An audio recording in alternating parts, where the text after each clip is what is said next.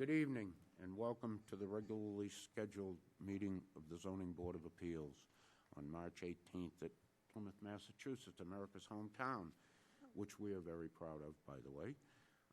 Tonight, we have 3 or 4 cases that we are going to handle, and then some informal business afterwards. So we will start right out with the very first case. In this case, I believe the advertisement has already been read into the record, and everybody has been seated, and it is an appeal case. And I'm going to introduce our town council, Carolyn Murray, and Carolyn's going to talk a little bit about the appeal of this case and the resolution. If you would, please. Thank you, Mr. Chair. Good evening, members of the board. For the record, Carolyn Murray from KP Law. Not. Oh, there we go. Okay. I was going to say, didn't sound to me like it was on. Sorry about that. So as you were saying, Mr. Chair, this matter, Tignish Development, otherwise known as the Bartlett Ponds 40B or the Manamet Ponds 40B, depending upon what decade you were involved in this, was before you in the fall seeking a modification, and their modification was to remove Condition 12 that restricted the each unit to be owner-occupied by someone who had to be 55 years of age or older. And after this board determined that that was a substantial modification, you then went on and had a hearing and then ultimately denied the request to modify. The developer then appealed that to the Housing Appeals Committee, as is their right to do, and they appealed on 2 fronts. One, they argued that the modification should have been treated as an insubstantial modification, and the other was that they should be allowed to modify the comprehensive permit to remove that condition because they had presented some evidence that having that condition in there rendered the project uneconomic. And one of the arguments they made was that where this is a home buyership development, it is difficult to find somebody who would be 55 years of age and qualify for both the income as well as being technically a first-time home buyer.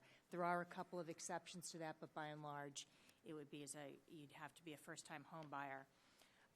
We had our initial conference of council with the Housing Appeals Committee, and the hearing officer certainly made some suggestions that this type of a condition typically is considered one that would render a project uneconomic and one that the Housing Appeals Committee has with respect to other projects, has been inclined to grant these types of modifications. So based on that, we had some settlement discussions, which this board then authorized, I think in January or early February, leading us here this evening. As a result of those discussions, the Housing Appeals Committee issued a decision on stipulation requesting that the board entertain this modification request as an insubstantial modification and remove that age restriction from the comprehensive permit on the basis that it renders the project uneconomic. And with that, Mr. Chair, I'll answer any questions you might have. Thank you. For board members, do any of you have any questions as to the resolution of this? Carolyn, when I was reading this, it removes the stipulation on the whole project, not just that section this person's purchasing. It's for the 60 units, correct? Okay.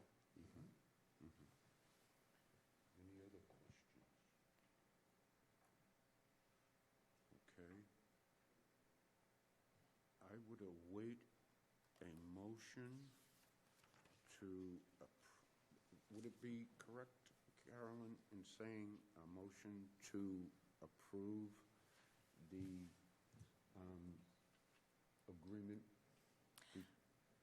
think what you could do, Mr. Chair, is there could be a motion to find this to be an insubstantial modification and to agree to remove condition 12 from the comprehensive permit. So moved. Is there a second? Well, it'll be a second, but who's on this? Oh, yes, excuse me. Mike Leary, Kevin O'Reilly, Peter Connor, and Tom Wallace, besides myself. You weren't here the night that we voted on this, Ed. So what do you need now, a second? Yes, well, I need, yes, a second. Second. Okay, so, actually, no, I need somebody to make Buster, that Mr. May. motion. Mr. Chairman? Mr. May, it was Mr. Riccardi that was sitting, not Mr. Wallace. I have it written here in my notes as Mr. Wallace. If I may, Mr. Chair, it doesn't have to be the same members who voted on this in December, as long as we have a majority vote. Okay, then we will assign the So could it regular. be for, Carol, should it be for a full board vote? I'm sorry? Should we just do it as a full board vote? You could do that as well. Why don't we do that? Okay, so moved. So I have a second from, Pete? I have a motion from, it says here Michael, Okay. and a second from Pete, and all those in favor of the motion to approve. It is unanimous. Thank you very much. And seated, Carolyn, seated on this will be the 5 regular members.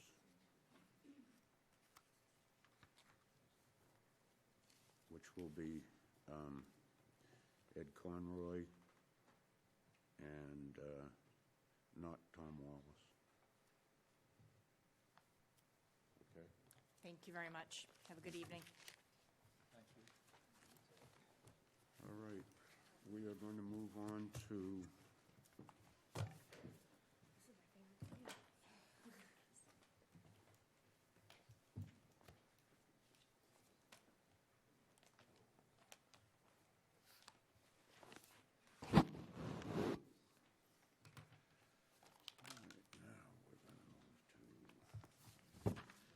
case number 4116, and I have a letter here that has been asked to be read into the record. But before I do that, there was a concern about a town easement on the property and what can and can't happen. And I'm going to have Mr. Mayo,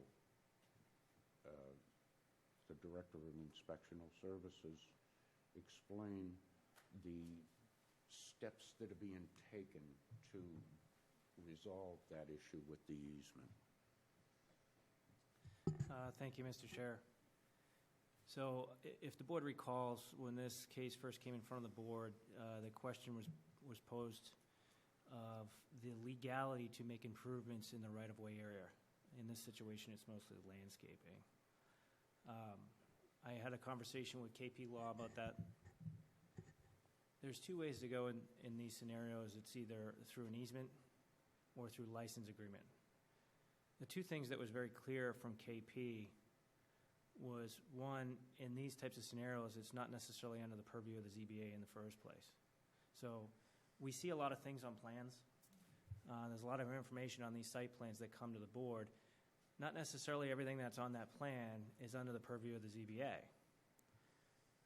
Furthermore, when a plan is approved, you're not necessarily approving stuff out in the right-of-way.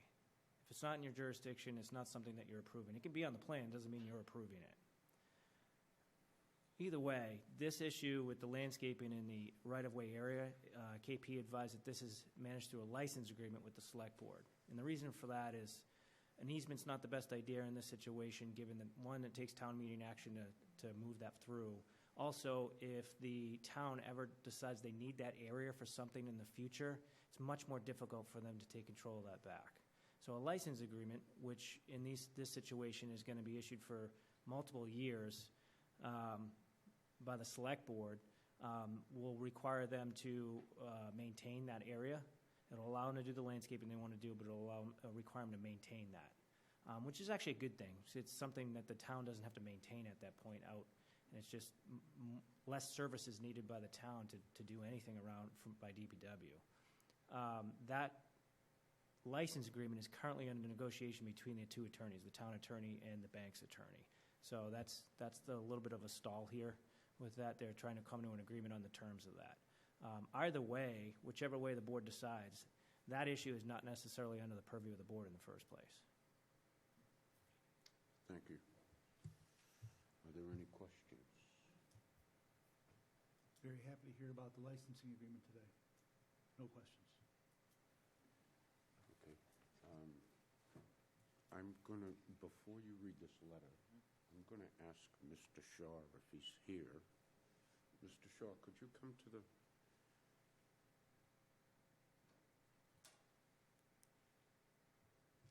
I would ask you, in light of that information, would you be prepared to go forward this evening? I've been instructed by the bank that they want the DPW responses complete. There are 3 more that need to be finished. I saw that. And I think we've got the answers to them. But the problem with that is that we submitted on January 18th last time, got the response back on March 5th, got the response in, the correction in sometime the week of the material having to go to you folks. So we're going to need, I'm going to say 6 weeks in order to get back what they're looking for, if anything, and it gives time for the other issues to take hold. Okay. Thank you. Thank you. So, don't step away yet. I'm going to have the secretary read your letter into the record, and then we will see if we can get an opinion to give you an extension. Go ahead. All set. Letter dated March 18th, 2024, Mr. Michael Main, Chair, Zoning Board of Appeals, Plymouth Town Hall, 26 Court Street, Plymouth, Mass., RE case 4116, First Citizens Federal Credit Union. Dear Chairman Main, please accept this letter as a request for a continuance to late April or early May in order to complete the review of the revised plan submitted on March 12, 2024 to the DPW and ZBA. Thank you for your consideration of this matter. Very truly yours, Associated Engineers of Plymouth, William R. Shaw. Thank you. With that, let me ask Denise, have we calendar time? Here. So, Mr. Shaw, you're looking for May? 1st of May, end of April. I have April 22nd, May 6th, May 20th. May 6th. May 6th? Okay.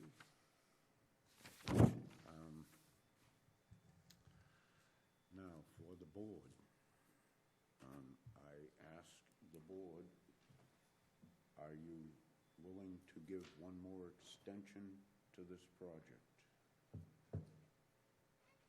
Yeah, could I? Yes. Could I just make a comment? Yes, please. And partly for the building commissioner. I guess maybe there's differences of opinions even with law firms, because in 20-odd years on the board, we've had many cases that involved issues just like this, and we always proceeded like we had some authority there, and no, they never questioned it, and they, in fact, agreed with it. I can understand that. If I can add some perspective, a lot of those scenarios are considered mitigation for the project. So something that DPW or engineering is looking to have actually done. In this case, it's not necessarily something the town's looking to have constructed or improved. So sidewalks, curbing, those types of things that happen out, even in some situations, trees and plantings, that's mitigation for the project that's coming in. It's not necessarily, and that's something that the town's actually looking to have happen. This isn't one of those situations.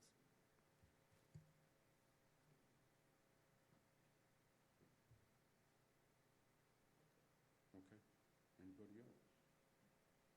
Well, then I would ask for a motion to continue until, what was, May 6th?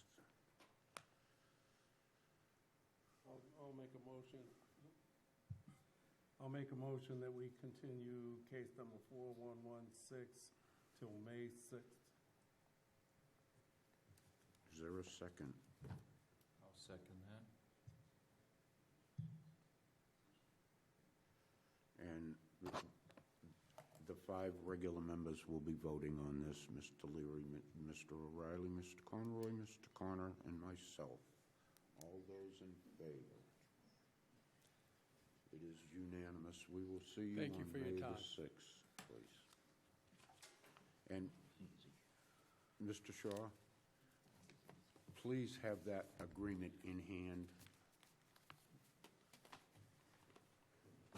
Thank you. All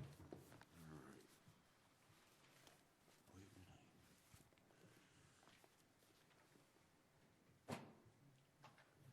We will, moving on, we are going to do case number 4118.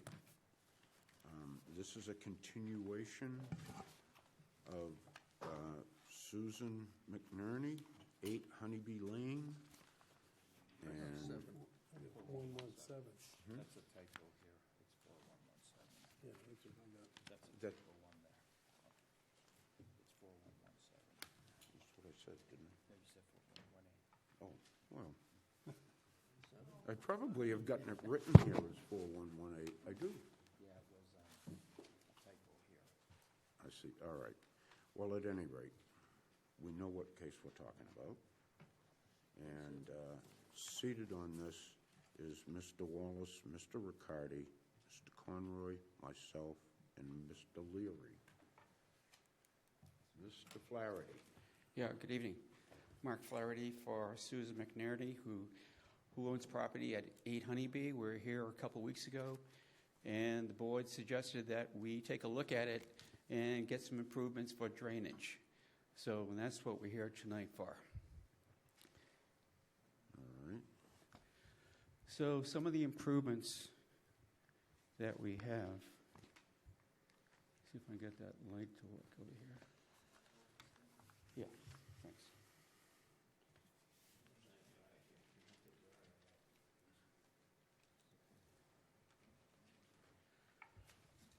So this is Honeybee right through here. This is where the house was, and this is where the proposed house is going back in the same area. It's the same footprint, except it's moved over maybe a couple feet. Because it's moved over towards Honeybee, we need a front yard setback. Instead of 20, we're showing 10 feet over in this area.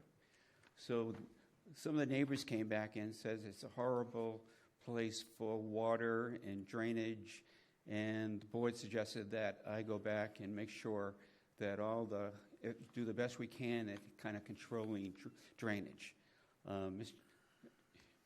Mr. Leary indicated that there was also going to be a driveway that needed to be shown, and so we're back here to try to just talk about what kind of drainage improvements I put on the plan, how I think it's going to control the water.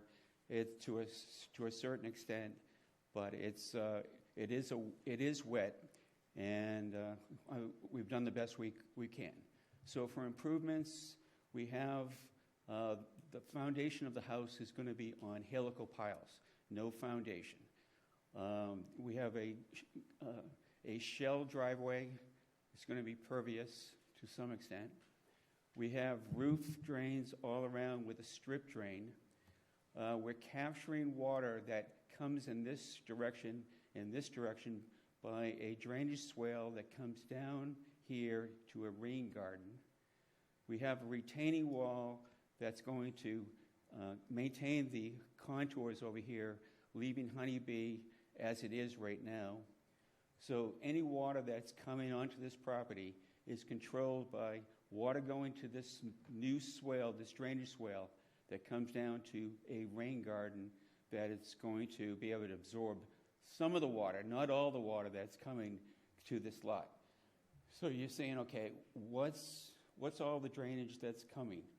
We have St. Catherine's, the park over here, that lawn area that comes sweeping down from Whitehorse Road in this direction. We have some homeowners over here with sump pumps who are pumping their basements and their water because it's the houses got built and maybe they didn't take into account the water that was in the ground over through here. So it's an area where there is a high groundwater, soils that are marginal, and we're doing our best to be able to put a house, to reconstruct a house that was already there, doing the best we can for to control the water. Is there going to be a water situation? Is this project going to provide some type of control? Is it an overall benefit to the neighborhood? My feeling that what we're doing now is going to control the water that's on this lot. Right now, it's just a pass-through from all the drainage areas upstream, coming right through this lot to Honeybee, coming down to the intersection with Bryan's Way down over here. So from my standpoint, we have gone back, did the best we can with showing these improvements. It is going to be, I think, a net positive to the overall project. And so from that standpoint, I'll try to answer any questions. Thank you. I got a couple of questions, Mr. Flaherty. Yes.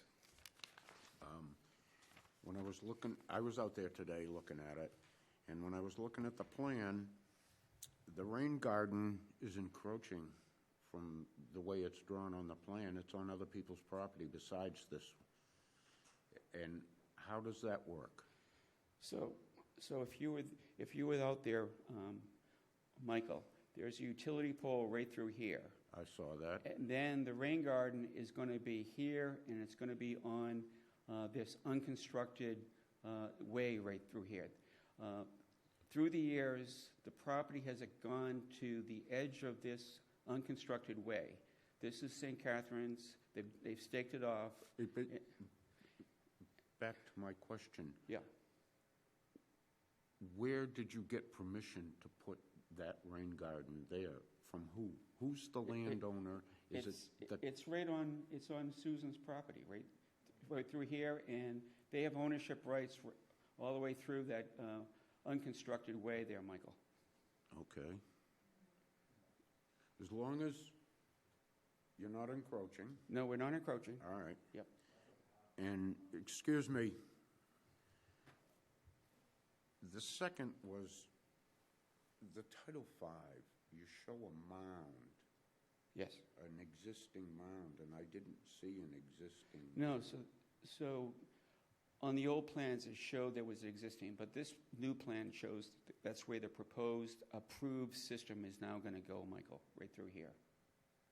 So my plan shows the new contours with the new retaining wall right through here with the mound over the septic system. So that septic system, when was that septic system put in? It hasn't been put in. It's a proposed system that was approved by the Board of Health 2 or 3 years ago. Okay, all right. Let me think that one through. Any other questions? I have some comments. I don't know if you want to go to public comment first, or you want to.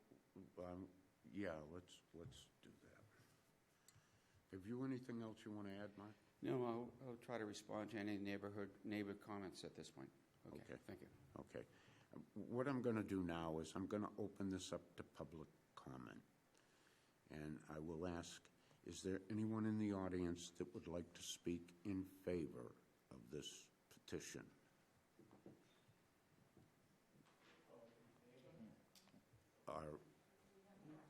All right. Is there anybody that would like to speak in opposition? Please, sir, come to the microphone, identify yourself.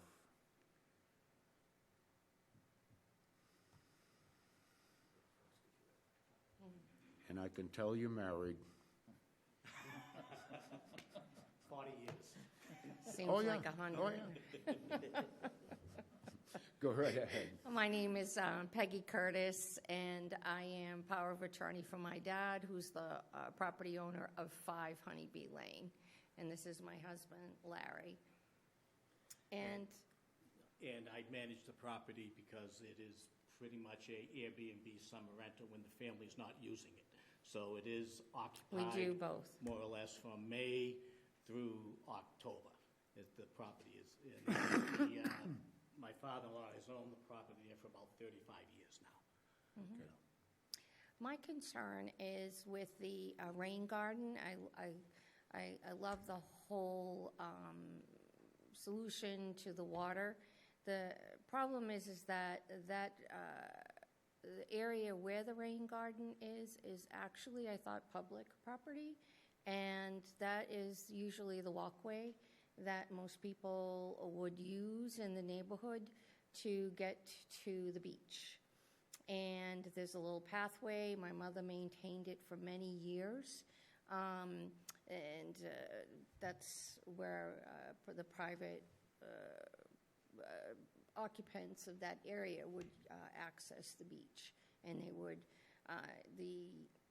it's such a popular use that the Chapel Park actually cut the fence and made a pathway just for people to walk through, because the fence used to continue and then people would always be using that pathway, and so they made a concession to the neighborhood by cutting the fence and allowing access through the fence onto their property to go down to the beach. So that's my only concern with the rain garden, is that the pathway would be flooded out with the rain garden. I want to reiterate what Peg has just said here, is that first of all, thank you for coming back with proposed improvements. I as a manager of the property for my family, this is what we're hoping to see what happen, is that we get some more improvements to the property overall. And while I see some improvements definitely being made in relationship to what's been proposed here, the underlying question is that pool, is it going to be stagnant? If what's going to happen, how much water is going to pool out over there, is it going to come the summer with the mosquitoes or whatever else from that point of view. The second issue that I think is equally important, the issue of the septic system was discussed and was supposed to come back and be a little more detailed in scope. If I recall correctly at the last meeting, it was something that was not going to be underground because of the clay foundation there, but it was something that was going to be built up above ground. And where is that going to be situated in relationship to the property, in relationship to our sight lines, that we have beautiful sight lines to see the tranquility, I call it tranquility garden of the area there. And I just don't understand, with the new technology that you're talking about, what does that look like? Is it going to be a monstrosity on stilts that, I don't know. It's a septic system. So if we're looking for a little more understanding of that as well. Okay. Thank you. Thank you. Is there anyone else that would like to speak? Yes, please.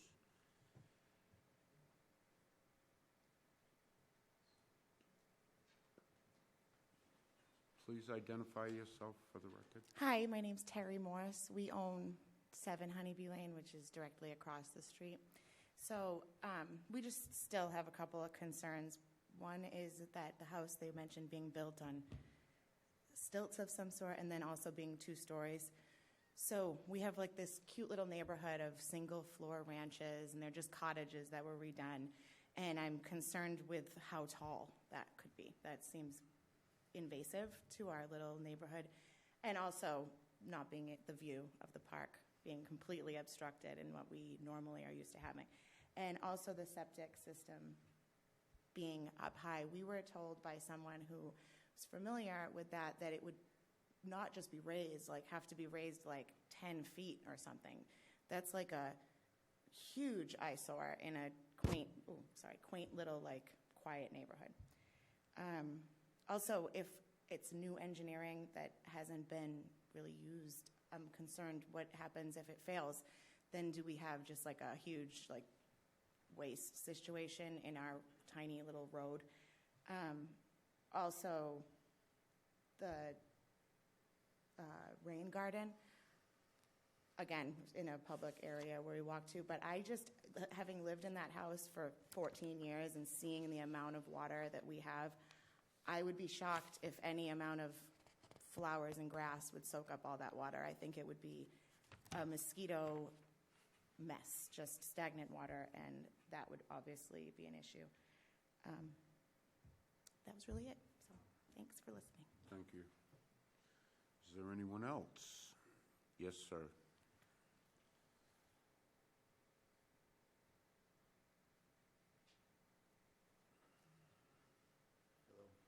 Robert McPherson, 7 Honeybee Lane as well.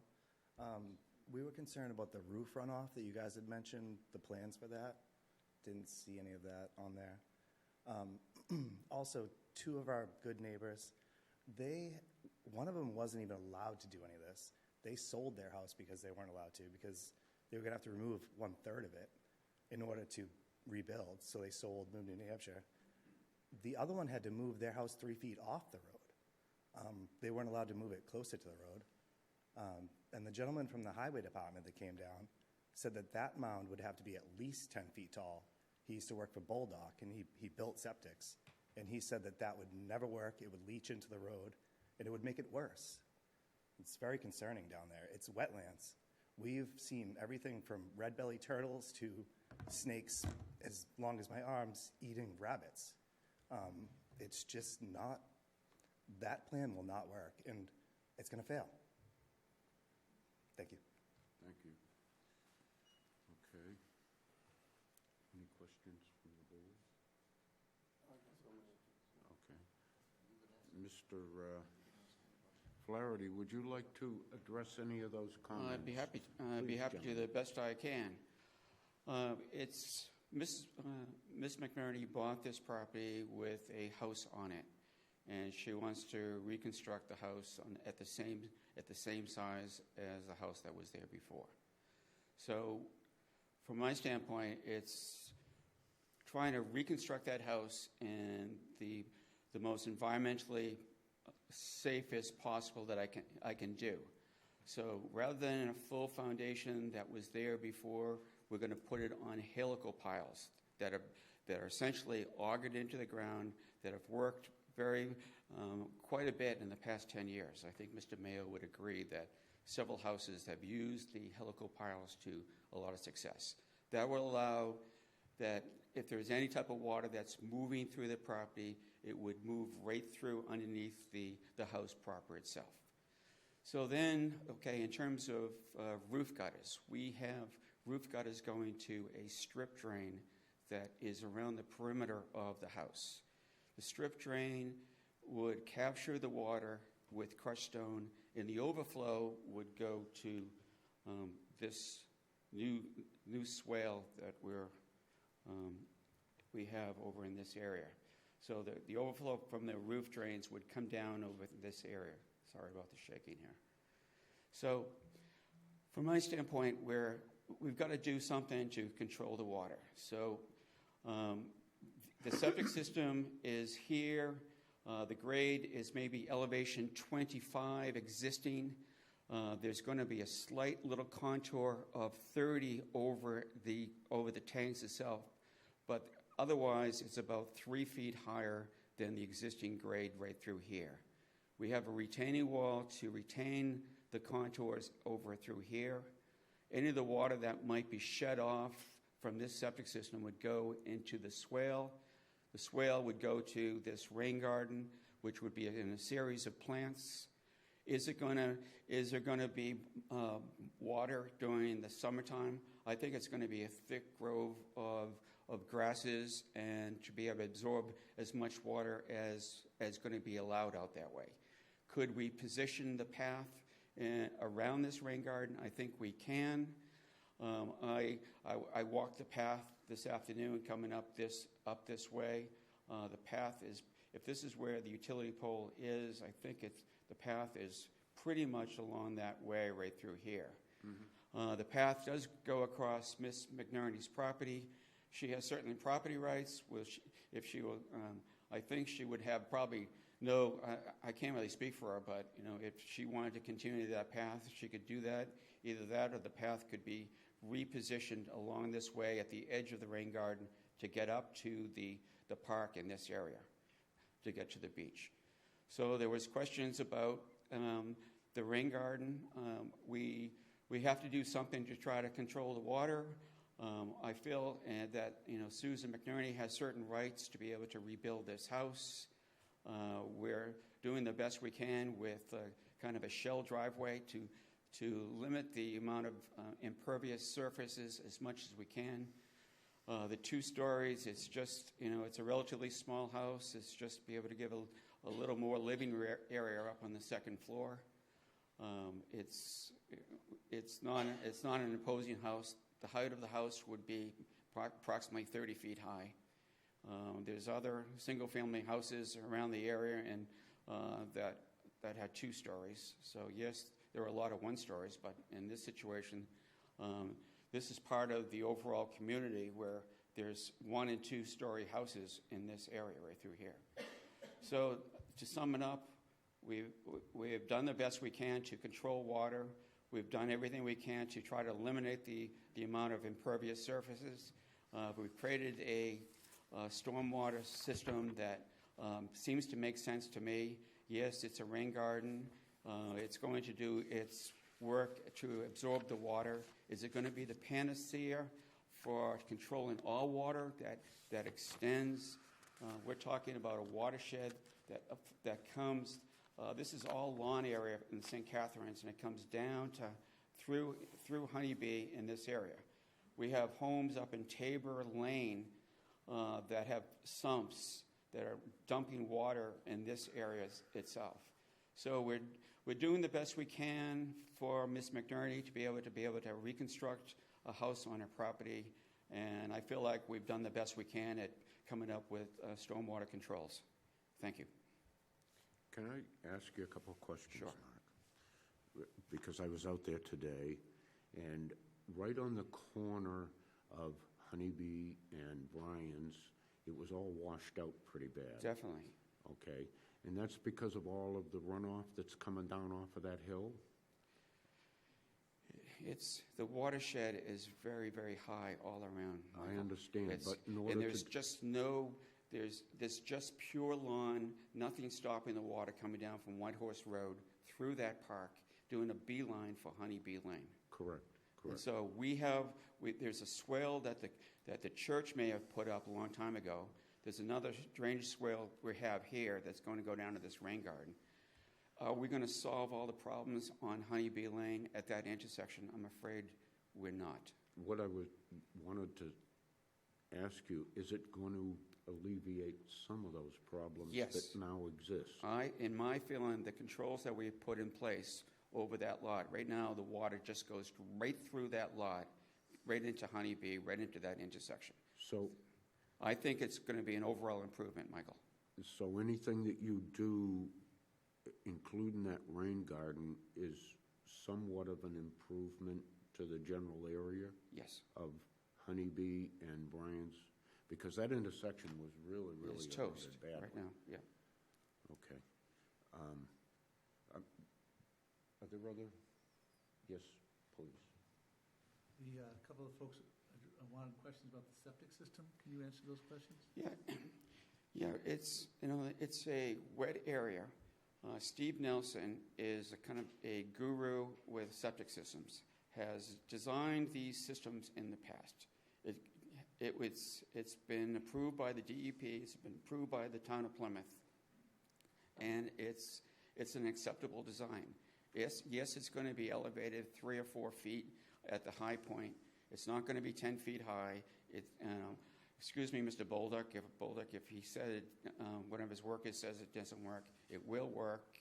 If there's any issues, the Board of Health would be a part of that, and they would have to replace it. This is just home that's going to have a septic system, and it's going to be, it's been approved by the state and by the town. Okay, I'm going to ask board members, go right ahead. Mark, how long has that house not been there? I think it was taken down, some of the people in the audience, maybe a year ago, Susan? A year and a half, it was demolished. Actually, they have, somebody About a year and a half, Michael. So it's under 2 years? Yes. Okay, because otherwise the statute in 203 would come into effect for a non-conforming Right. use. Yeah. Okay, so it is under 2 years? Yeah, okay. All right. And, Folks, wait a minute, Michael. Folks, we can't have people talking from the audience because this is being recorded and filmed, and it gets them mad. I don't want to listen to them. I mean, it's still unfortunate they took it down before they came here. And the septic system, though, because my problem was, we got the Board of Health saying one thing and the engineering saying the other. So is going to be a raised system? Well, she said there's one installed. If you read Karen's report, and then I go to the She was mistaken when she said it was installed. Right. No, it's been approved by them. It's not been installed. Okay, because then, like I say, then the engineer department says, well, wait a minute, it's supposed to be raised what's on record. And the contours in this plan reflect that. Okay, all right. Yeah, that changes things quite a bit. Yeah, it does. Phil?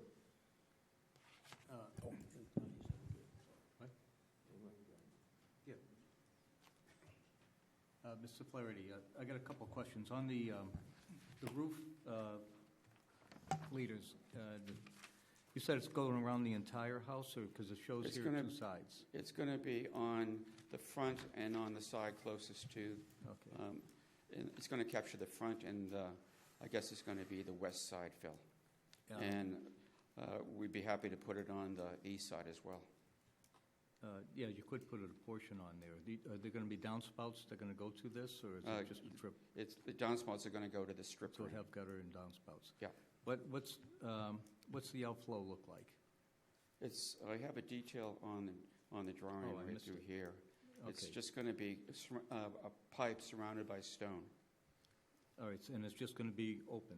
It's going to daylight. It's going to be crushed stone, and that pipe, right over this middle pipe, is going to overflow, if there is an overflow, into this swale over here. Yeah, so this riprap swale. That's what I mean by it'll daylight into. Yeah, it's going to daylight to that swale.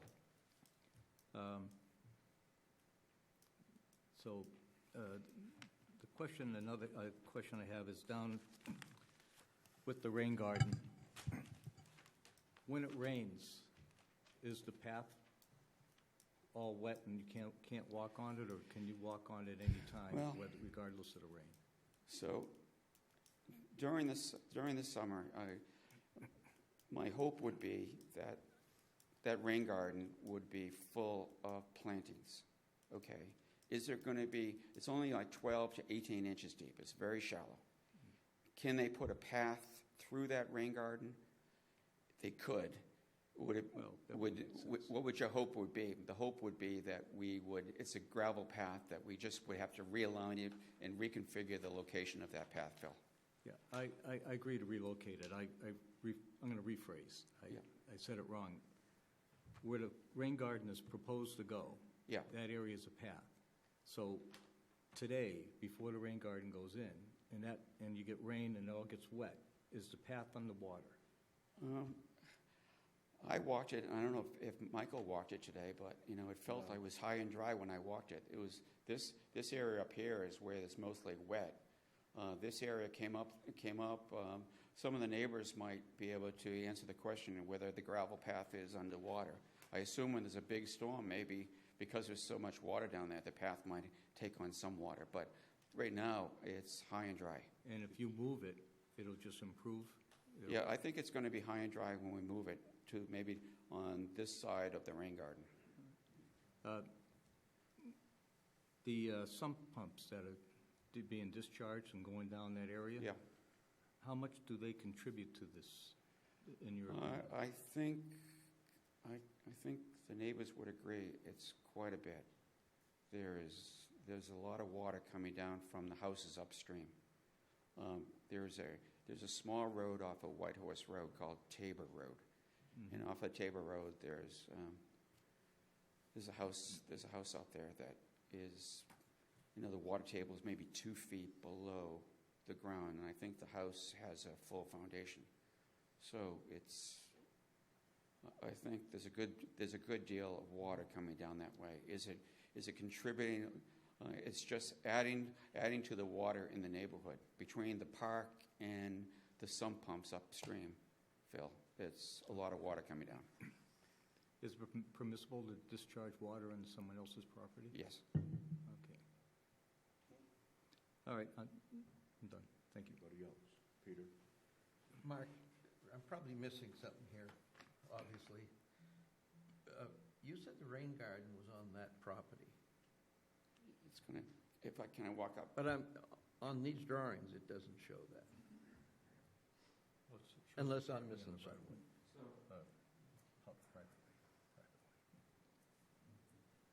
So their property has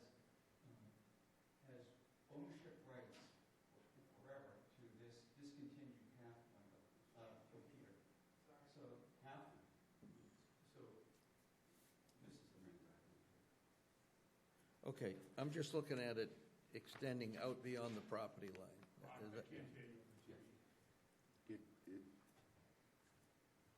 Some of these things, if I understand it right, and because of my own property, we live on a road that is an accepted road, and we own to the middle of it.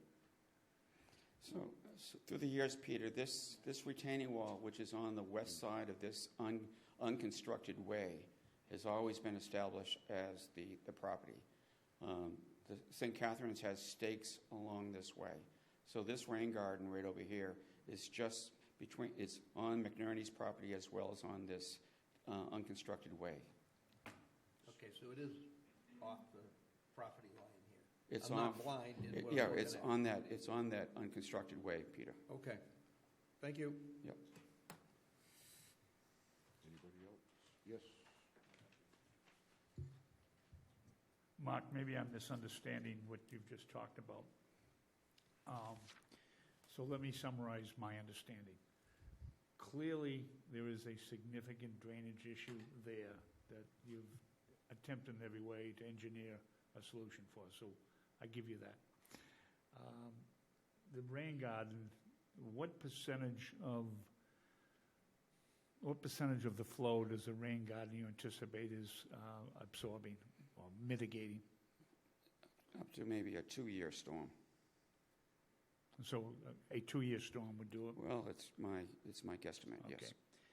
And I think we just answered that. Who actually owns the property that the rain garden is proposed for? It's the ownership rights have always been to the McNerney property. All right. And so then what is the long-term solution of who's going to be maintaining that rain garden, and what kind of a solution is that to guarantee it'll be maintained? Is there a solution? Well, there's going to be excuse me. There's going to be a special permit in place.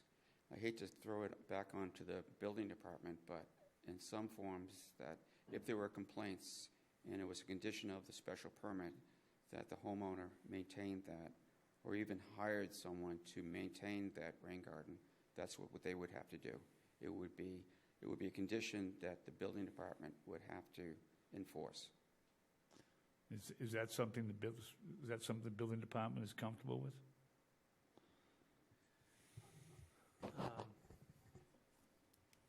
That's a good question. So the previous case we just had, we discussed improvements in the right-of-way. This is a little different scenario. It is a right-of-way. However, the right-of-way discussed before was a publicly accepted road. So, and that's under the authority of the select board. This right-of-way private is a civil issue. Even with that said, I would tread lightly as the board to be okay with mitigation for a project, approving anything that's going to impact a private way without understanding who has rights to that. It's clear that it's mitigation for the project. If there's no other way to pull it back onto the lot, you're going to approve a portion of it to be on the property, and the rest is going to be a civil issue. So the building department's going to shy away from enforcement out anything off of the lot with the rights to who has to maintain that. So if the board wants the building official, myself, or anyone from my office to enforce a condition on this permit, I would be much more comfortable with it being entirely on the parcel of land. Continuing? May I continue?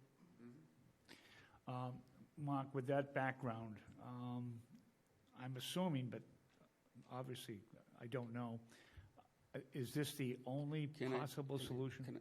Can I jump in? Please. This is a small lot with a septic system and the house on that triangle. Every inch of that unconstructed way needs to be improved in order to control the water to some extent.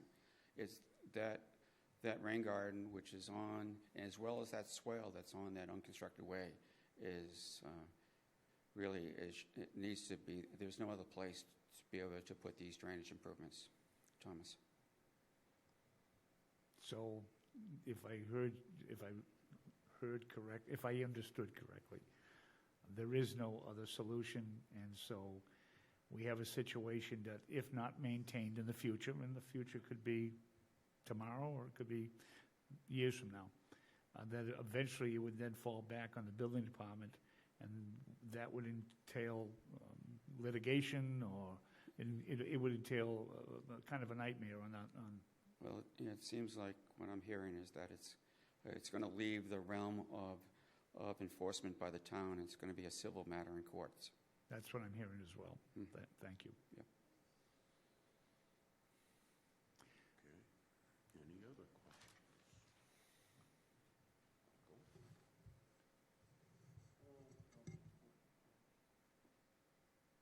Phil? Anything else?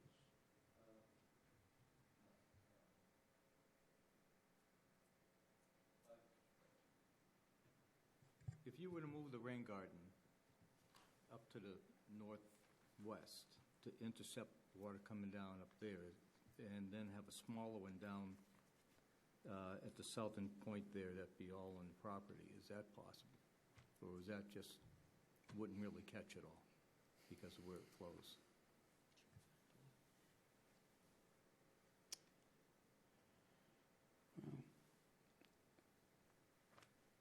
Well, you can see,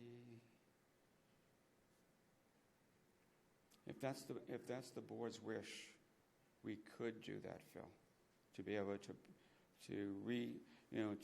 reduce the size of that rain garden down below and put it on top. My heart of hearts says that it should stay where it is, but if, in the wisdom of this board, feels that the rain garden, I still have to try to get the water to be intercepted by that swale, and that swale is on the unconstructed way, and the roof drains go to that swale. So it's not a great situation if I reconfigure that, Phil. No, I realize that, but I think the roof gardens, the roof drains going into the swale, and the swale comes down to a smaller rain garden and capture most of the runoff up at the top.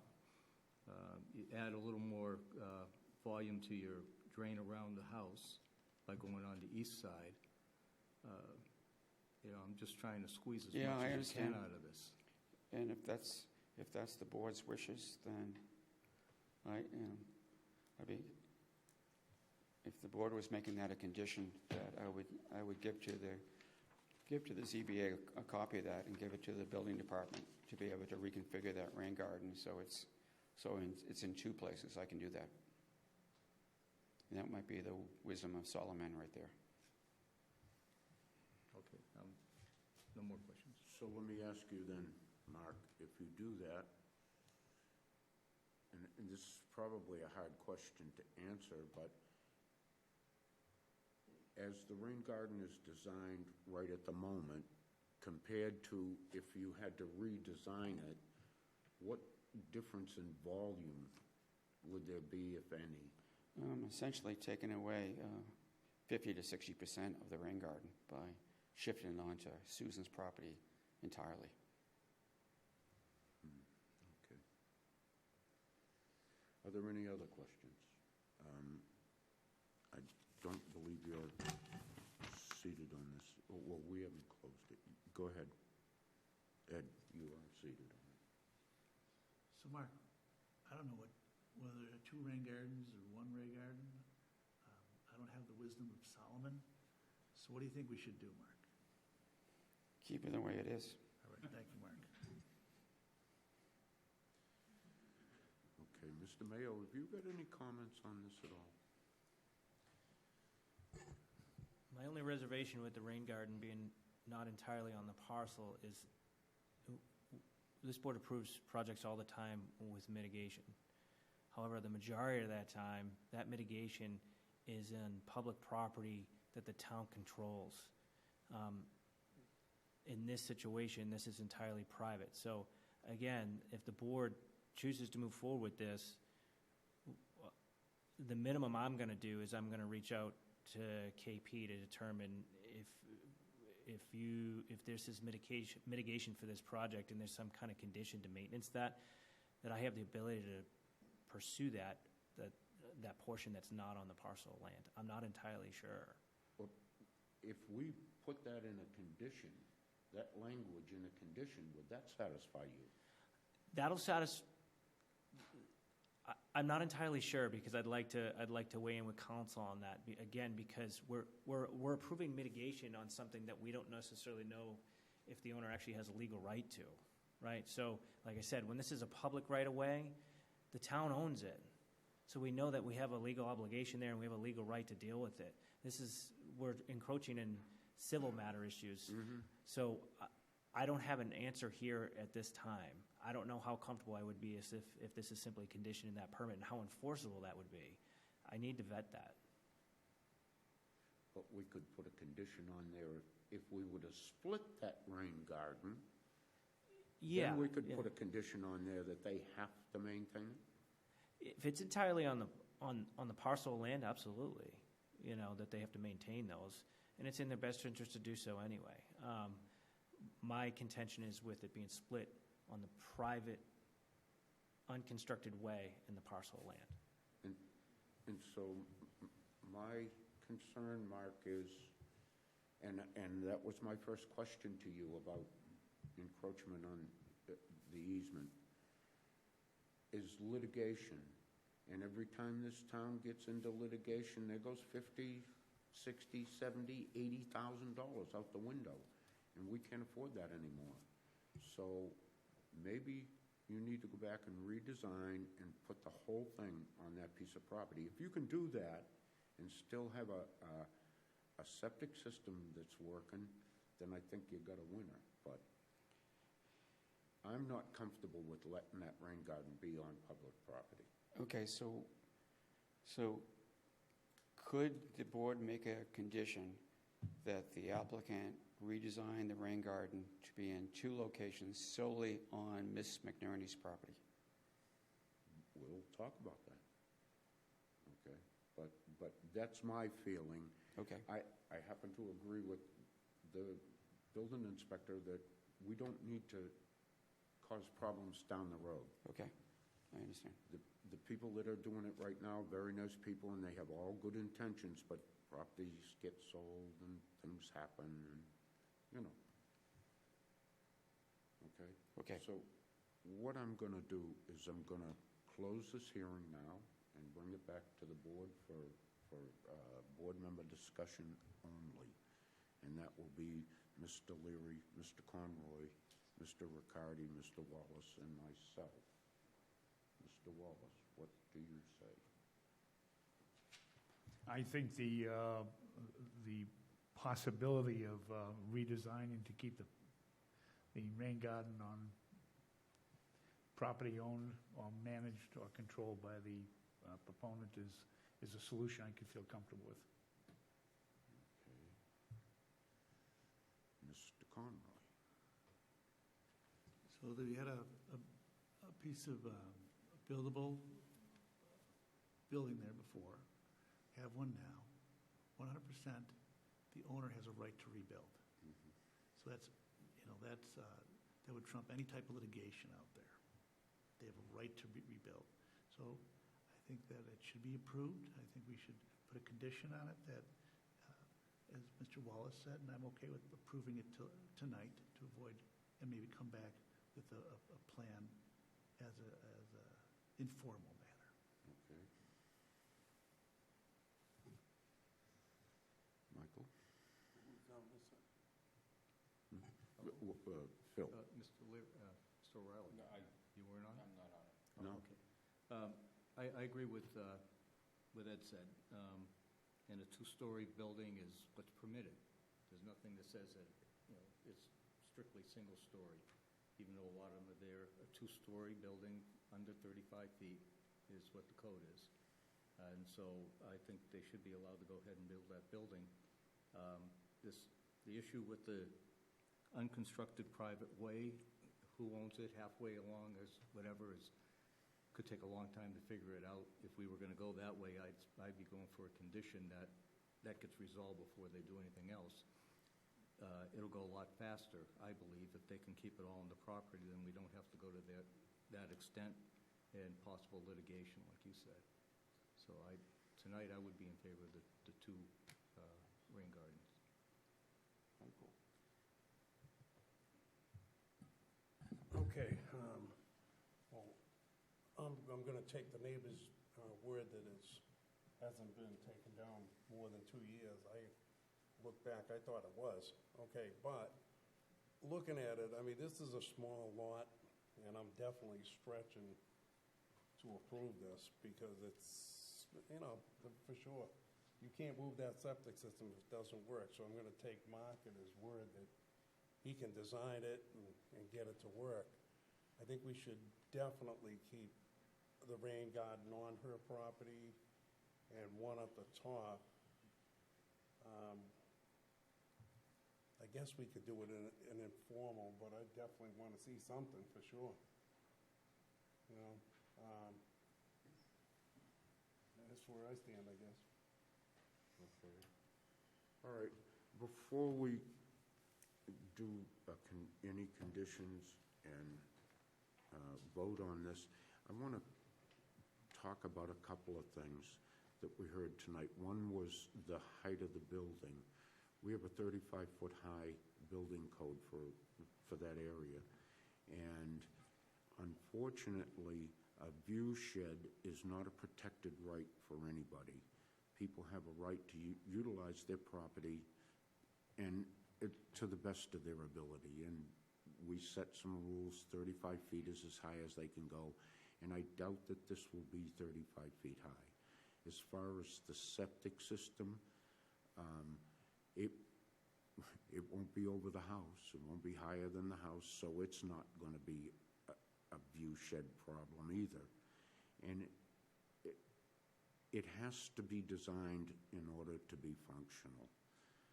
The rain gardens that has been talked about, from what Mr. Flaherty says and from what we've been able to read in the engineering and everything, it's going to alleviate some of the existing problems for the whole area around Bryan's Way and the corner of the road there. So it isn't going to mitigate all of those problems, but it's going to help some. And as has been stated here tonight, it's a legal lot. It barely meets all of the legal requirements. And so with the proper conditions, I think that this is going to be another fairly good project. And we have done some in that area, so we're all familiar with the area. Yes, there's a drainage problem. There's a drainage problem all through that area, and we know about it. But people still have the right to utilize their property to the best of their abilities, and that's what we're here to do. Protect the town, but protect the people too. So I hope people understand that when we take a vote on something like this, we've put a lot of thought and a lot of energy into this, and so have a lot of other people. So with that, I would ask the board for conditions that they might like to see on this. If we were... I've only got the one, but we're going to have to add the one. Yes, I know. We have to add a condition to relocate the rain gardens on the property and make it in two separate rain gardens, one at the top, one at the bottom. I don't know if we would really want to tell them exactly two. Well- We just say keep it on the property. We gave them an idea that their engineer thought might Yeah, work. But we're not we're going to not the engineer engineers. exactly where they go. We're just going to put into the condition that they have to be maintained on their own property. Right, all right. Okay? I don't know how to engineer that. No. Mike, you're a hell of a builder, but I don't know if you know how to do that either. We're going to let Mr. Flaherty worry about that. Better do a good job, Mark. Okay, yeah, because Mike's going to look. So we want a second condition, move the rain gardens must be contained on the property. Yeah. Rain gardens. I'll put an S on it. Must.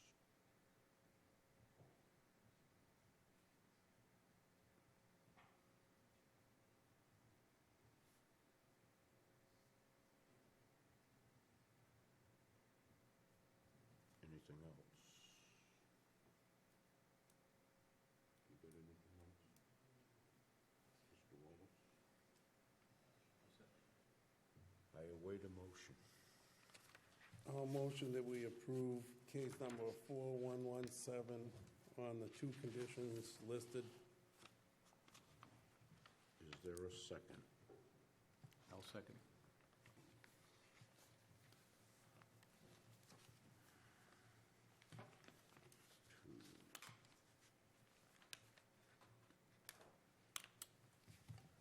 Okay, I have a motion by Mr. Leary and a second by Mr. Riccardi to approve case 4117 with two conditions. All those in favor?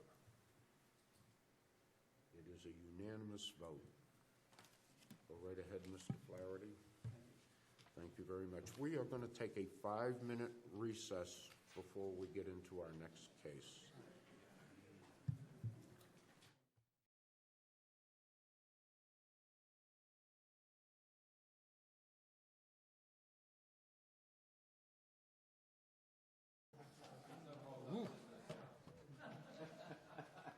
You've been told.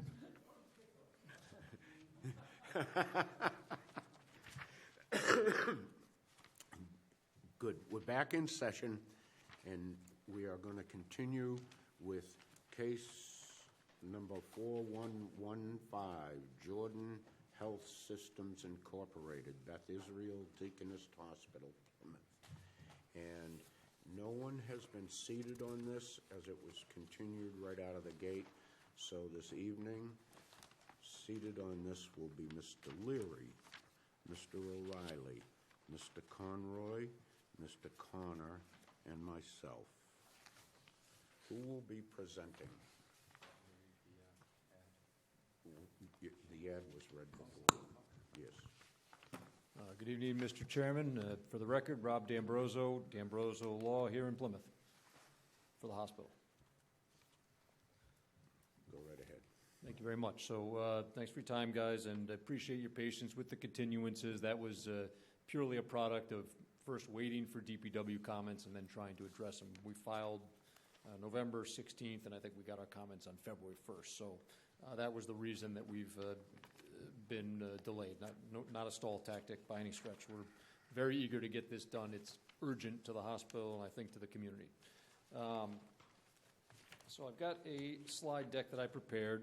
I'm going to walk you through some kind of overview of the project, the relief we need, why we're here, and then I'm going to have Mark Tarleton, the Senior Director of Planning and Facilities at the hospital, give some color on some of this stuff, and he really can speak much better to most of these points in terms of the quality and nature of the improvements than I can. So he'll do a nice job, but I'll give you the overview and the legal spiel as it is. So again, overview, comparison of what's there now to what's coming if we're approved, what the benefits are to patients, overview of the legal relief, the special permit relief that we're requesting, and then again, Mark will get into the design and the layout for us. So I put this together, thought this was kind of a helpful overview of where we are and where we hope to be. So as you can see, the facility is 31 years old. And God willing, it'll be completed before it's 35 years old in fall of 2027. When it was built, as you can see on the chart, again, I won't run through every word, but it was built to handle 27,000 visits a year. We're almost double that, maybe 40% higher at 46,000 visits a year. So I would imagine some, if not all of you, have been to the ED in the last few years, and it is bursting at the seams. There's beds in hallways, curtains separating patients, lack of privacy. Again, Mark will speak to that, but we're way over capacity right now. So with this improvement, we'll be better equipped to handle 65,000 visits annually, hopefully get us to a place where we've got adequate and care for the patients that they deserve and a little room to grow. As you guys know, this county is the fastest growing county in Massachusetts, and there's a perception, and I think the reality is that there's likely to be more demand on hospital resources going forward. Again, just some of the nuts and bolts here. So we're almost doubling the size of the ED with this project. So to be clear, the expansion, the build out, so to speak, external to the facility is only 8,000 square feet and change. The bulk of the project will occur within the existing footprint. There will be some reconfiguration and a major upgrade and overhaul of what's there. So 29,000 square feet when it's done, more than doubling the capacity, but only an 8,000 square foot addition being put onto the existing structure. As you can see, we'll have about a 50% increase in the number of treatment spaces. And I think the big improvement, and again, Mark will get into this, is that all of the rooms are going to be private once this is done. So we'll go from 25 treatment spaces to 37. We're going to significantly increase the behavioral health capacity of the hospital, which is very much in demand and necessary. As you can see in the next row there, seven rooms will turn into 16. We're going to double from 1 to 2 the number of triage rooms, and Mark will give a nice presentation about how that really increases the speed and efficiency of the flow. I can't do it justice. And then, again, you'll get a good visual of that last row showing how the clinical spaces and the support areas really are going to be much more modern, appealing, I think good for morale, and really just make for a better experience for staff and patients at the hospital. So again, we probably touched on most of this. We're over capacity. The clinical space is not where it needs to be. Again, talking about privacy, again, if you've been in the ED, there are beds in hallways. I think I mentioned that. There's curtain bays instead of private rooms in many cases. And then on behavioral health, I touched on that. Again, there's a lack of beds right now, and the behavioral health is displacing some of the inpatient treatment just by nature of the demand. So this is really necessary. Mark will talk to it. When it's done, this will allow some separation between male, female, adult, child. Right now, it's kind of a free-for-all with the behavioral health space. It never got to you guys, but probably 2 years ago, there was a proposal to bring a behavioral health hospital, Plymouth, a standalone, large facility that wasn't able to move forward due to the water issues in West Plymouth. That would have been a godsend, and I think the hospital, wouldn't have been a competitor. I think it would have been welcomed by Beth Israel because it really would have helped with the issue. But right now, there's a real behavioral health demand strain on the hospital. I think they even have a police officer there more or less full-time because there's such an influx. I mean, it's almost a dumping ground for some of the problems. Maybe that's the wrong word, but you get the drift. How will patients benefit? So again, improved patient flow, shorter waiting times. That's something that everyone can really, I think, visualize. That's a tangible benefit.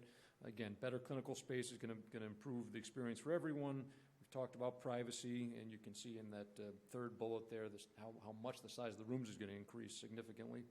Mark will talk to that as well. We talked about behavioral health. Obviously, you're going to see better equipment, just better overall facilities when it's done.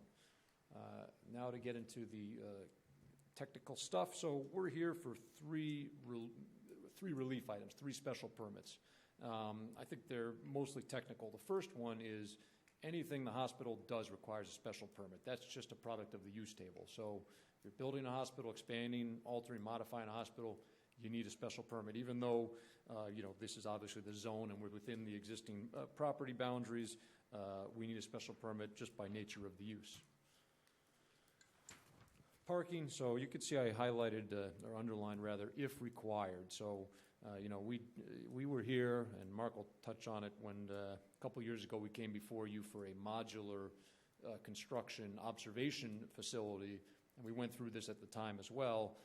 The number of beds is a kind of a DPH concept, and that's what the parking table uses, is the number of beds in the hospital. So we really only need 170 parking spaces. We've got over 1,200, as you can see. When we reconfigure the surrounding area, the parking area and the traffic flow and the circulation around the addition area, there will be modifications. The parking is going to be pretty static, though. There's really going to be a net loss of 3 spaces, as you can see. We're going to gain a handicap space, lose 4 standard spaces, but again, Mark will do a nice job of walking you through it. The configuration is going to be much better in terms of where the handicap is, in terms of egress and ingress to the hospital. I think it's just a more sensible kind of approach. But technically, we're presenting this relief to you in case we need it. And then, again, the last one, which I think is sort of technical in nature, is parking space width. So we're not diminishing the parking spaces beyond what's already there. The handicap spaces have the loading zones to either side of them, so they're typically undersized vis-a-vis the bylaw. And then there are some existing 8-foot wide spaces on site that, again, I don't think we're changing the number of them, but technically Mr. Mayo's department asked us to seek a waiver or relief for this, so we are seeking that as well, and we can show you that on the plans where those all are.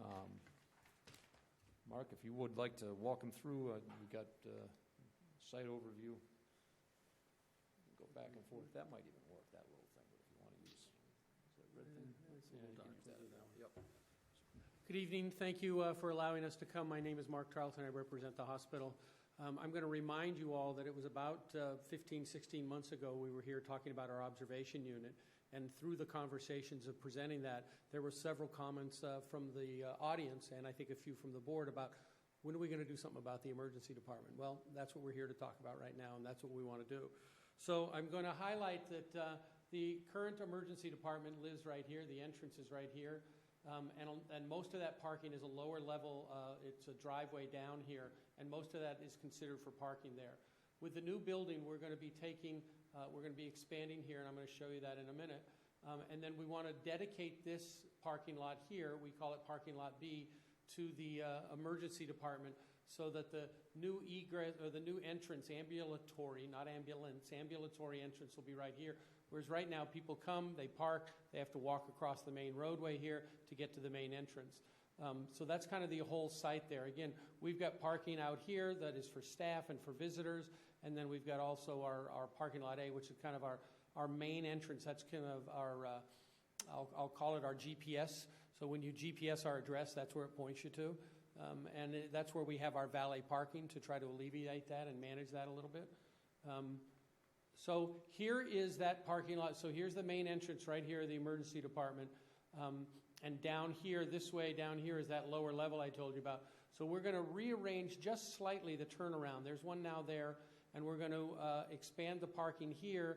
And then we're also going to expand the parking along this roadway. Right now there's a little rotary here that when you're coming from this way to get to the emergency department, you're allowed to kind of turn and then pull into that spot. Well, we're going to eliminate the need for that because you'll be able to get in and out and go right here, be able to drop off, whether you come from Sandwich Street that way, come from Sandwich Street this way, or happen to come from Obery Street down the campus. You'll be able to get to the lot, be able to drop people right off at the door there, and then park here. And then we're expanding that parking along this roadway here and taking that rotary out and making it a straight shot through there. So that's kind of the layout of the land of the parking and the lot that I wanted to show you. What I would like to do also is show you, so here's our existing emergency department. Again, that entrance I told you, parking lot B is over here. The other parking is down here. And again, you saw the numbers, but I want to highlight a couple of things here. Our existing emergency department, when we count all the different types of rooms, we've got 50 rooms. And I want to highlight here curtained rooms and hallway beds.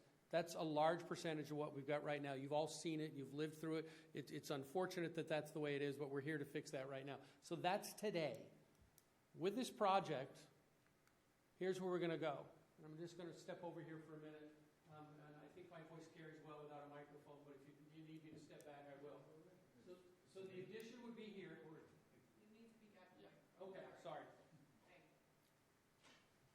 So the new addition would be right here. This is all the new construction that we talked about 8,000 square feet. And then the rest of this would all be renovated space as we move through the project. I'm going to show you, but this is turning into 5 phases because the unfortunate thing is that we can't close the ED and get it done faster. We have to keep the emergency department open throughout this whole process and keep them as whole as we can. So I can't take over half of it and only leave them with 20 beds when they need much more than that on a daily basis. So here's where the addition would be, and then we'd be coming in here, renovating here, and this spot right up here is currently our part of our oncology department, our medical oncology there. There's a project that we're working with the medical center, the BI Medical Center downtown, to move that and increase its size. So that's going to be moving over to Cordage Park, and that's a BI Leahy project, not a Plymouth project. And that will give us that space, and that's where we're going to create that 16-room behavioral health unit that'll be isolated across the hall from the ED, still have the support of the people and the things that need to be there, but get it out of the middle of this, which, again, can be disruptive on many occasions. Here's the highlight part I want to focus on. We're going to end up with 68 spaces. Curtained bays, 0. Hallway positions, 0. They're all going away. Everything is going to become a private room. They're going to be along here. They're going to be throughout the unit and everything. And that's where we really wanted to focus on that. And the goal is to push the patients into the space, get them checked in, and push them into the rooms. Typically what will happen now is you'll show up, you'll register, you'll sit back down in the waiting room. And then the nurse will come and they'll do a triage and a history and a spot, and then you might sit back down in the waiting room, and then you finally get pulled into the emergency department. These are my words, but we want to focus on the Disney method. The Disney method is they keep you moving forward. They put you in a line, but they keep you moving forward. So our goal here is that you're coming right in the door, you're getting registered right here, more registration space, 2 triage rooms right here in the back, and then we'll be able to push you right into, and I say push in a positive way, push you right into spaces that we've got available and everything. And because we've got larger space and more rooms. The goal is not to get you back in the waiting room and have you wait. We want to keep moving forward. And again, we're building this so that as the day progresses and the volumes ebb and flow, we can condense things and consolidate back down to, we might close this area or keep this area open and close some of this area so we can consolidate the services and be able to ebb and flow almost like an accordion. As it goes in and out, as the volume comes in and out, we want to be able to react to that. So that's the layout there. Some visuals that we've done with our architectural team. So again, this is parking lot B over here. We're going to create a new ambulatory entrance. This is that main roadway that goes all the way down the spine of the campus and that lower parking level down here. So they're going to be able to pull right in, as I showed you, drop off, be able to park right there and get inside for their loved ones and everything. An example of some of the private rooms, again, roughly 132 square feet each, 132 square feet, which is the requirements from the state and DPH. As many of them as we can are going to have natural light. There are going to be some in the interior that don't have that. But again, we've creating this so that you've got much more space. All the rooms are going to be the same. So on the what we call the patient right, which is the left of the room, would be all the clinical things that are happening and all the equipment they need. And on the right-hand side, or the patient left, would be visitor and areas for the patient, whether it be seating, whiteboards, communications, some storage for them. So that's what the private rooms are going to look like. An example of, you'll see the glass doors, the private rooms up and down hallways. This is an open nurse station. Right now, the emergency department, 4 staff, have about 12 workstation areas where they can sit down and document and do things. We're going to create this where we're going to have about 28, so that they have the ability to sit down, where they've got a lot of visibility with glass and everything, and then up behind them with a little bit more isolation will be space for the physicians. The physicians right now have 3 chairs to sit in, and then a mobile rover. We're going to create several work areas for them where they're going to end up with 12 areas along with their own lounge and some areas so that they can get away from the traffic and the noise, so that they can do the dictation they need to, they can consult with each other if they need to, other clinical staff and everything. So that's an example of one of the nurses' stations. There's going to be several throughout the space. So that's kind of the lay of the land and everything. I want to open up to any questions or comments. I'm just going to go back to where we're proposed and what we think we're going to look like when we're done. As I said, 5 phases. We are moving down a path with your review and approval, hopefully when we're done tonight or quickly after. We have responded to the DPH letter, or excuse me, the Department of Public Health letter. I'm sorry, DPW letter, thank you, and responded to them, and everything on there, we've incorporated into the drawings and made revisions to the drawings of things that they asked us to do. So all those things are being incorporated in the plan. And we anticipate with all of the approvals and everything is that we will be breaking ground somewhere right after Labor Day of this year. And that first phase would be about 12 months, and then each phase after that happening, so that we're somewhere in the fall or winter of 27, we will be 100% done. As we do each phase, we will turn that back, get its approval with the state, and be able to operationalize it. So we'll be, as we go, opening different sections, a new area, a new space that the patients and the clinical staff will be able to take advantage of right away. Thank you for listening. I'm happy to answer any questions. Thank you. Anybody? Okay. Have you anything else you would like? No, just hoping that we can get your approval so we can continue to move forward. Okay. Thank you. Mr. Mayo, is there anything you'd like to ask or talk about? No, not at this time. Thank you. Okay. I'm going to open this now to public comment. Is there anybody in the audience that would like to speak in favor of this petition? Is there anybody that would like to speak in opposition?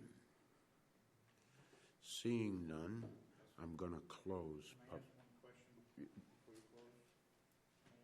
I'm going to close public comment. Bring it back to Mr. Wallace. I meant to ask you this question. You were talking.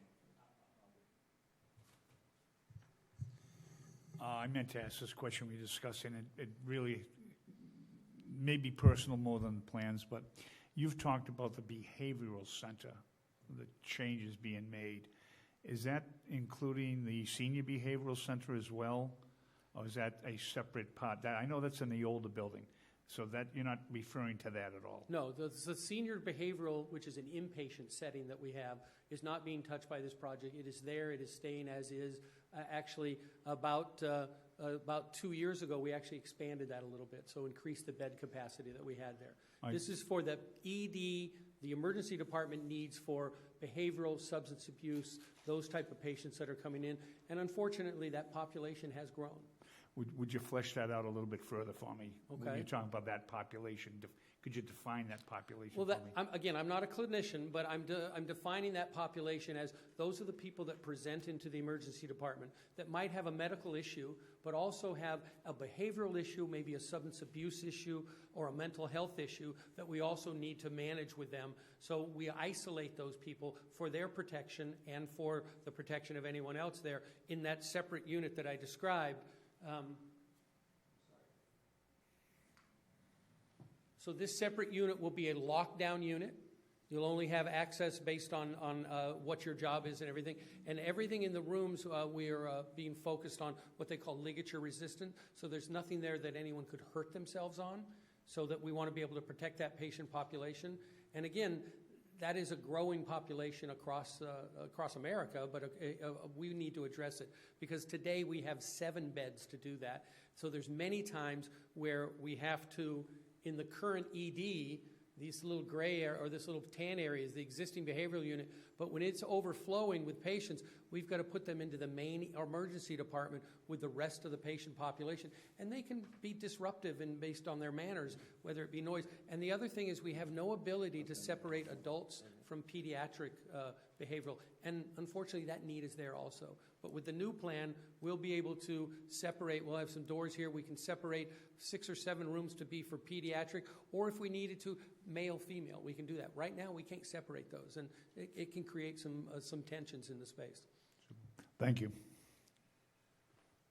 Okay. Are there any other questions? Yes, Peter? This might be for Attorney D'Ambrosco, I don't know, but some of us are always concerned with parking issues, especially reduction of what we now think to be a pretty acceptable size parking space. So if you could point that out, it might make my life a little easier. You want to do it? I can try, sure. So the request is, again, for this parking lot, which is parking lot B, that we change the width of those so that we can make sure that we have enough capacity here. We're not turning them into compact spaces at all, and everything in the way of all the handicap spaces still need to meet the normal ADA compliance of how large those need to be and the spaces on either side of them that are hash marked out for them to get in and out. Are you saying you're going to change all of them? No, just the ones that we're touching here. So there's part of the parking lot over here is not going to change in any way. We're just going to, we're changing this turnabout right here and here. So I don't have the exact number, but it's somewhere around 20 spaces that we were going to change. What I'm looking for is the number. And those will go from what to what? From 10 to 9 feet wide. 10 to 9. Is our request. Okay, thank you. Sure. Anybody else? Michael? No, go ahead, I'll let you. Well, Peter brought it up, and I have a problem with 9-foot parking places. I always have. Everybody on this board knows that. You get a full-size pickup truck and stuff, and of course you can get it into a 9-foot spot, but it's not easy. And then if you get 2 of them parked side by side, you have an awful big problem with doors and things like that. And I will tell this story, I've told it many times before, about a lady who, in a parking lot, there happened to be a storage container in one parking spot, and a fairly good-sized truck 2 parking spots away from it, and a woman with a Lincoln, a full-size Lincoln, pulled in there, fairly large woman, wintertime, got out, the container was there, not a lot of room. She went to her shop and came back, slipped, fell on the ice, got pinned under the car, and the fire department had to literally put airbags under the car and jack it up and move it to get her out. And all I heard was if these parking spaces were full size, this wouldn't have happened. It's a safety issue, and I don't know why people don't understand that. I have a hard time with 9-foot spaces. So I think you need to redesign something. That's my opinion. Now, I don't know what the rest of the board's going to want to do, but that's my opinion. I don't want 9-foot spaces. And as far as handicap, and I say this because I'm at that hospital sometimes 4 times a week, and I know what parking is like. Mm-hmm. You need more handicap parking, more accessible handicap parking. You need people. I'm 77 years old, and there's a lot of me that go to that hospital, and you can't ask people to walk an 1/8 of a mile to get to the door to do something. And that's not the emergency department I'm talking about. That's the whole hospital, and that's the philosophy of the hospital. Jam more in. We got parking way up there. Don't worry about it. It counts on the blueprint, but it doesn't count for people. People need to be able to get in and out. That's my feeling. Yes, go right ahead. Thank you. I think it's a great plan. I've been up there a lot with a family member over the last few months, and have experienced trying to get into the emergency room. and there's already a lack of parking, and I've had to go up the hill. And I understand there's plenty of parking up there. Have you folks ever given any consideration to coming up with a better way to move those people? And if you're expanding the rooms now, more and more people, as you have said, are coming in. And by the way, I think the behavioral health is wonderful. I stood in the hallway for about 10 hours watching people walk by going into those curtained rooms, so I think that's fantastic. But maybe you might want to give some consideration whether it's a little shuttle van or something that are bringing some folks from way up the top of that hill instead of making you either walk through the building and getting lost or coming down in the weather down that driveway, especially without that rotary there now. That's not going to be slowing people down. So just a thought. Okay. I'll comment that what we're doing here is creating this entire lot that we could have it dedicated for the emergency department. That doesn't exist today, or partially exists with that lower lot down here, and we're pushing them closer to the front door of this entrance and everything. And then we are expanding some of the parking along this roadway here. Again, we're losing a few as we do this rotary here, but net, as we've described, the net change in parking is 2 parking spaces. I'll make a comment to the chairman regarding 9-foot spaces. A large percentage of these spaces here and these spaces here are already 9 feet. I understand. Okay. I know that. It's okay. I just wanted to make sure that this wasn't something we were doing just in this one spot. Parking It's spaces existing. right outside are 9 feet. I understand Okay. that. Again, we wanted to do the 9 feet here so that we are not taking away parking spaces. If we leave them all 10 feet in these areas that we're touching, again, the rest of the lot would stay the same.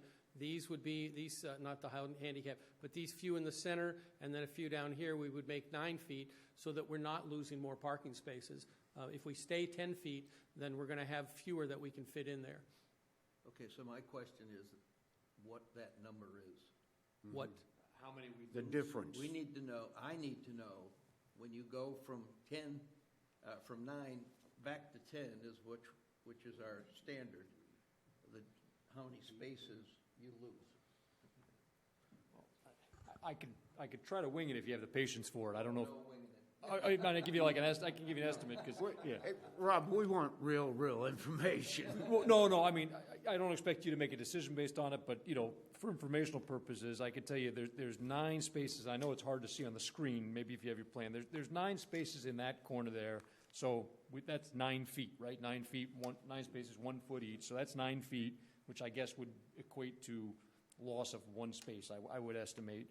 Then on the other side of that little bump out there, you've got 10 spaces, which again, if those are all that's handicapped. one They're space. staying. Those are all handicapped, so they're staying. I think they're going to become ordinary spaces, aren't they? I Attorney think they D'Ambrosio. were Right, handicapped. right. Yep. Correct. We're Yeah, moving the yeah, handicap. we're moving the there. handicap up closer to the entrance. So we got about another 10 spaces of ordinary parking here that, again. Attorney D'Ambrosio? Yes, sir. From my question is on the spaces that you're eliminating up there. Now, I think these ones down the side, aren't they already existing? Well, No, they're No. The ones they're, where these marked are handicap right now that we're Yep. moving up closer to the door. Okay. To your point, these will be net new ones here. Yep.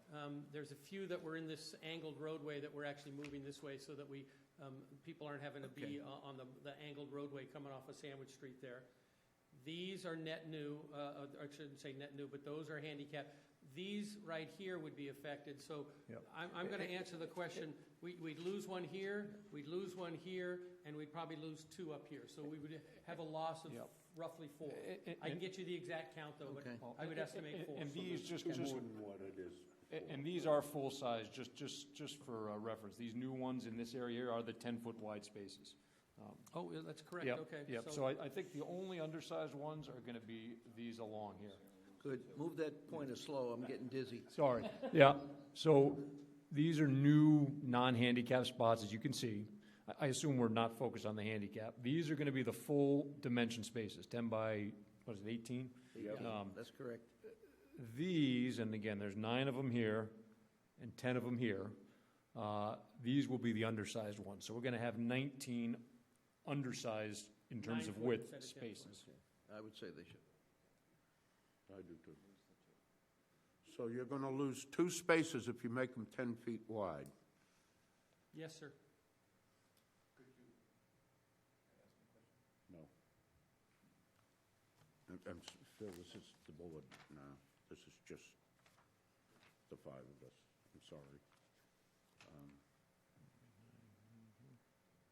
You got anything, Michael? I think there's more than one, right? I'm trying to think. It's 10 feet. Yeah, you might lose more. Yeah. Where you'd keep one at Right. 10, and only affect 9.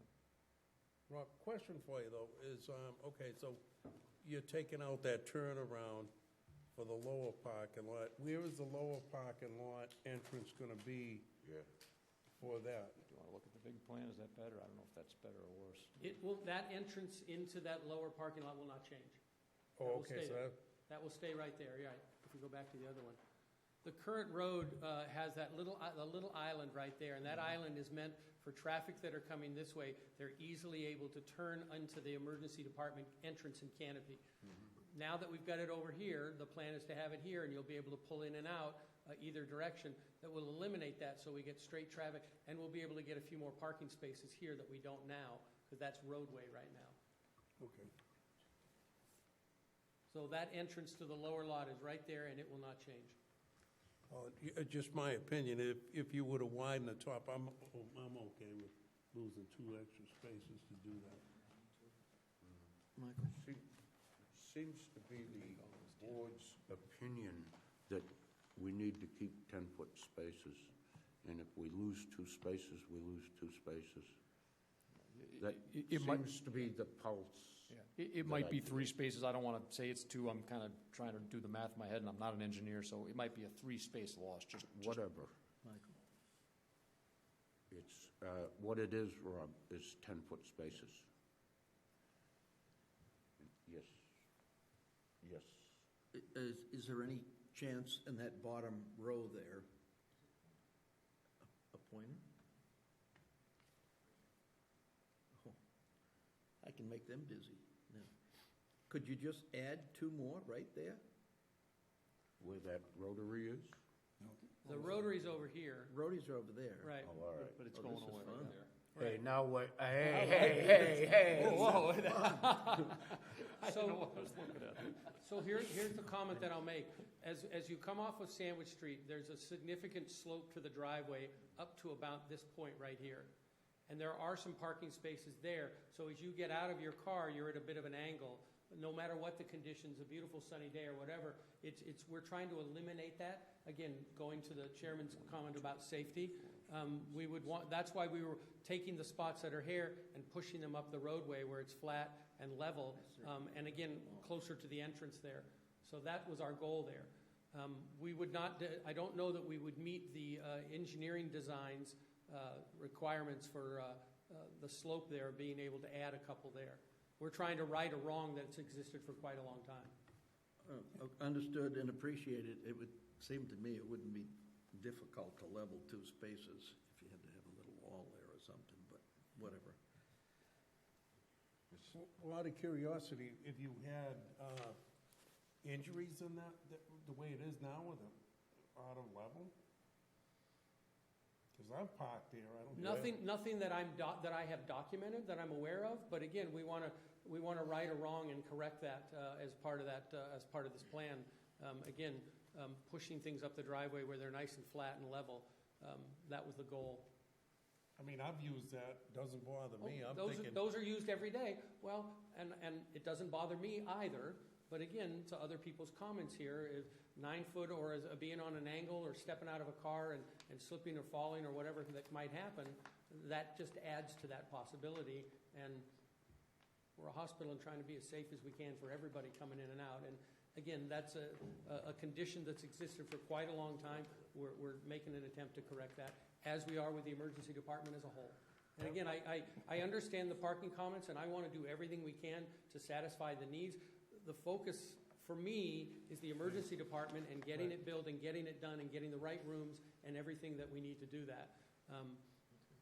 We talked about this at the planning board, and this topic came up about parking, and they asked a few questions, and they wanted to understand what our overall plan was for parking.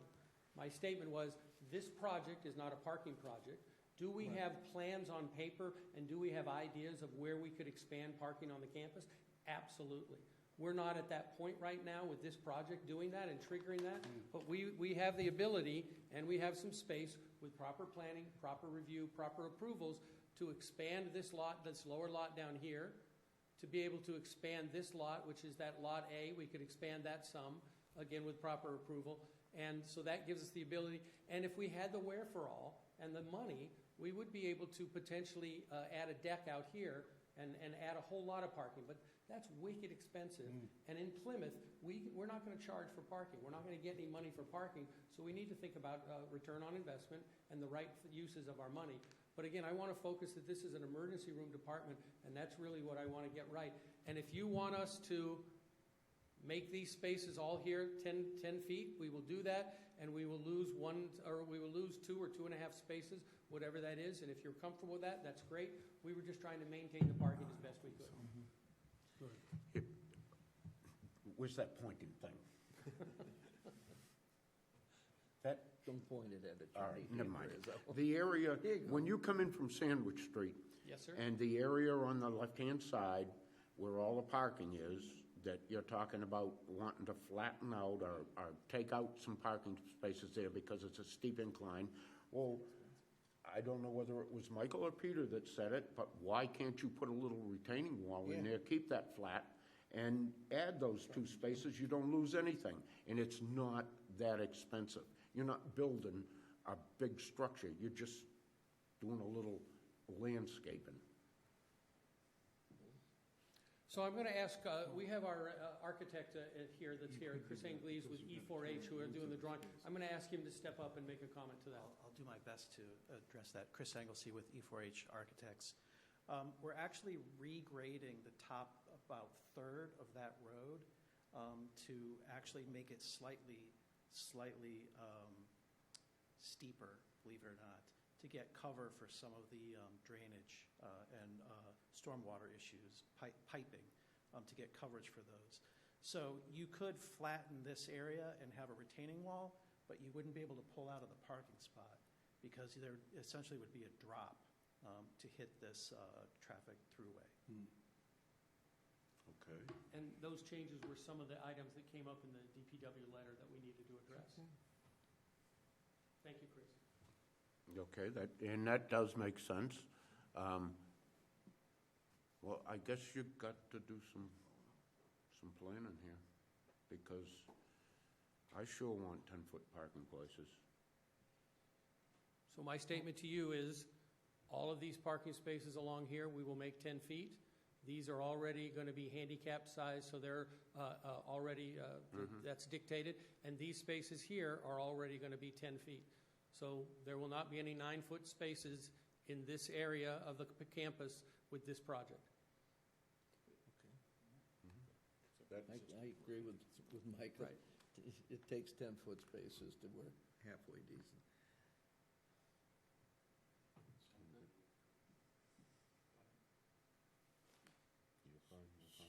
So how do you want to work that? I mean, we know how much it's going to subtract in parking. Are we going to have them come back as an informal?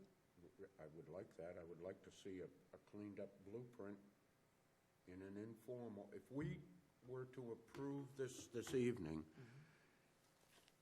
like Michael just asked, I would want you to come back in an informal with an up-to-date blueprint with all the information that we've asked for.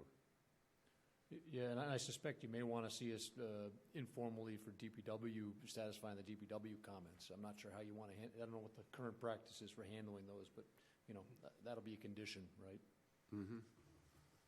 You okay? Yep. You okay, Peter? Yep.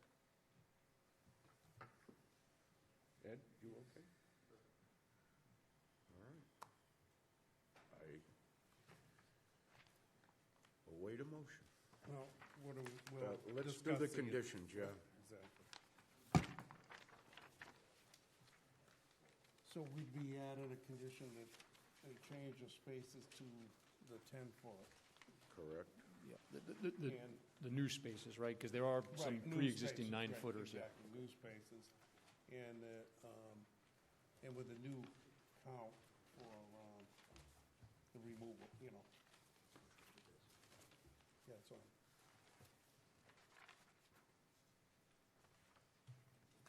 10 by 10-foot 18. spaces.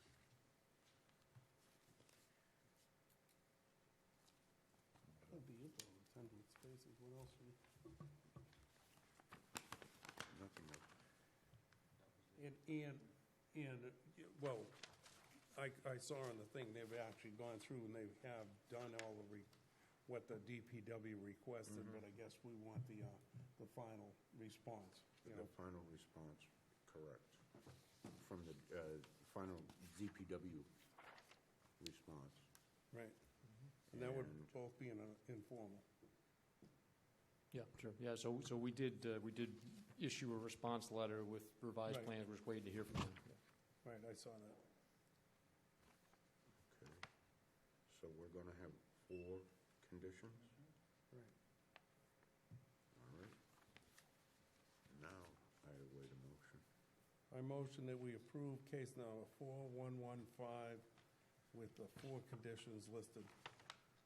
And then, well, the condition is they come back in the informal, so we don't have to mention it. Is there a second? I would be happy to second that.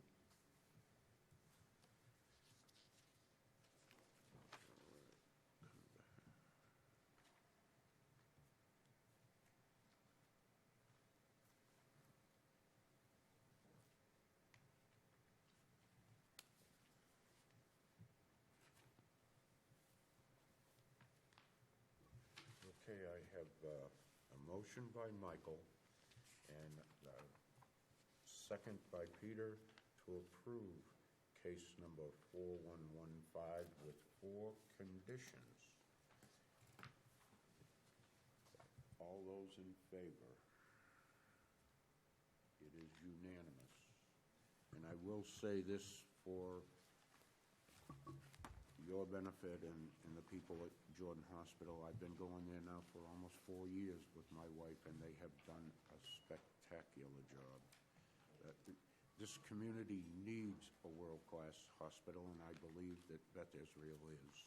So I'm sorry I had to hold your feet to the fire about the parking, but you people do a good job. Thank you very much. Thank you. Thank you. Now, let me see. Have we got some minutes? February 26th. I didn't even see them. I was at the hospital too long today.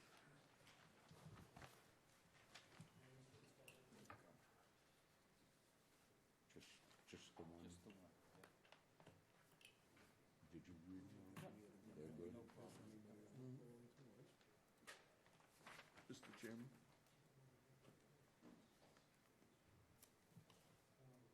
All right, we have the minutes for the February 26th meeting. Is everybody okay? I've read them. Fine. All right. A motion to accept the minutes. Move to accept the minutes of February 26th. Is there a second? Second. Peter seconded. All those in favor? All those in It is unanimous. That concludes the business of the Zoning Board of Appeals for this evening. I thank you all, and Sweet Pea, I'll be home pretty quick.